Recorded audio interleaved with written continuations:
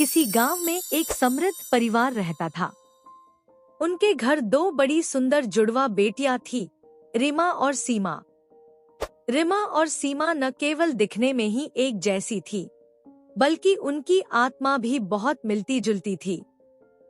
रिमा और सीमा बहुत ही आत्मीय थी।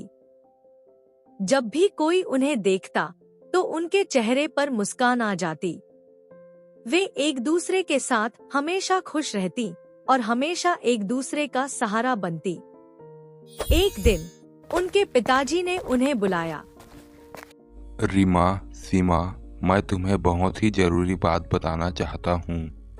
हाँ पिताजी, क्या हुआ? रिमा ने पूछा। बच्चों, मैंने यह फैसला किया है कि हमें इस गांव को छोड़कर जाना चाहिए। मैंने शहर में नया घर बनाने का निर्णय किया है और उसका काम शुरू हो गया है। रिमा और सीमा के चेहरे पर खुशी की मुस्कान थी। वाह पिताजी, यह तो बहुत ही अच्छी खबर है। हम तुरंत उस नए घर के लिए तैयार हो जाएंगे। सीमा ने खुशी से बोला। रिमा और सीमा की मां ने उन्हें बताया कि घर का निर्माण शुरू हो चुका है और उन्हें उसमें मदद करनी होगी। रिमा और सीमा ने खुशी खुशी घर के निर्माण में हाथ बटाया। दोनों ने अपने अपने क्षेत्र में काम किया।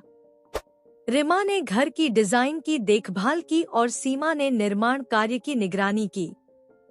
एक दिन निर्माण के दौरान रिमा और सीमा को एक विदेशी यात्री मिला। उन्होंने दोनों बहनों की मेहनत को देखा और उनका साथ दिया। नमस्ते बच्चों, मैं एक यात्री हूँ और हर जगह की यात्रा करता हूँ। मुझे देखकर यह लगता है कि आप दोनों बहुत मेहनती हो। विदेशी यात्री ने कहा। धन्यवाद जी। हाँ, हम दोनों मेहनती हैं और हमेशा अपने परिवार के लिए कुछ अच्छा करने की कोशिश करते हैं, सीमा ने उत्तर दिया। विदेशी यात्री ने उनसे बात की और उनके साथ काम किया। उनकी बातचीत उन्हें बहुत अच्छी लगी। उन्होंने रिमा और सीमा को कई नई चीजें सिखाई और उनके जीवन के बारे में कई अनुभव साझा किए।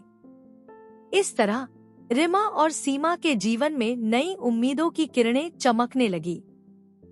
उन्होंने समझा कि कितना महत्वपूर्ण है किसी से बात करना और नई चीजों को सीखना।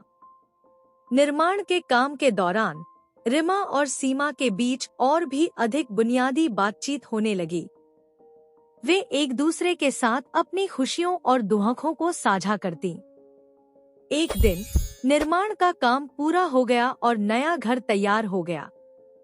रिमा और सीमा ने उस नए घर को देखा और अपने परिवार के साथ खुशी से उसमें जाकर रहने लगी। नए घर में जाने के बाद रिमा और सीमा ने विदेशी यात्री को धन्यवाद कहा और उन्हें अपने घर में आमंत्रित किया। बच्चों, तुम दोनों ने बहुत अच्छा कार्य किया है। मुझे तुम दोनों पर बहुत ज्यादा गर्व है। विदेशी यात्री ने कहा। धन्यवाद जी। आपके साथ काम करके हमें बहुत अच्छा लगा। रिमा और सीमा ने कहा। रिमा और सीमा ने विदेशी यात्री के साथ कुछ समय बिताया और उनसे विदाई ली। उनकी यात्रा के बाद रिमा और सीमा ने एक दूसरे से वादा किया कि वे हमेशा मिलकर काम करेंगी और एक दूसरे का सहारा बनेंगी। इस कहानी से हमें यह सीखने को मिलता है कि हमें हमेशा दूसरों के साथ अच्छे रिश्ते बनाए रखने चाहिए और हमारे अंदर कभी भी नई चीजों को सीखने की चाह बनी रहनी चाहिए। रिमा और सीमा की यह कहानी हमें यह दिखाती है कि किसी भी समस्या का समाधान हमें अधिक जानकारी और अनुभव के माध्यम से ही मिलता है। इसके अलावा हमें हमेशा दूसरों के साथ सहयोग करने की आवश्यकता होती है, क्योंकि एक अकेले इंसान अधूरा ही रह जाता है। इसलिए हमें अपने जीवन में हमेशा अच्छे और सकारात्मक रिश्तों को बनाए रखने का प्रयास करना चाहिए।